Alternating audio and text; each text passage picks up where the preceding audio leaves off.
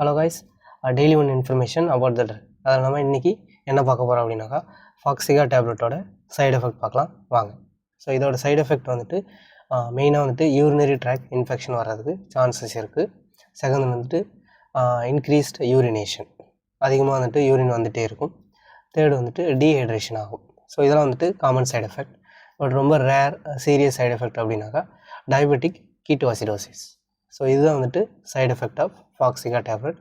இதோட drug interaction பார்த்தீங்கன்னாக்கா இதுவும் இது கூட டையூரிட்டிக்ஸ் ட்ரக்ஸ், அதாவது வாட்டர் பில்ஸ் அப்படின்னு சொல்லுவோம், இது ரெண்டும் ஒன்றா எடுக்கவே கூடாது. அதே மாதிரி இந்த டேப்லெட் கூட அனதர் சுகர் டேப்லெட் இல்லைனா இன்சுலின் பென் இதுவுமே வந்துட்டு கண்டிப்பாக எடுக்கக்கூடாது. இது ஏன் அப்படின்னு தெரிஞ்சுக்கணும் அப்படின்னாக்கா நெக்ஸ்ட் வீடியோ பாருங்கள், நான் அதில் வந்து சொல்கிறேன்.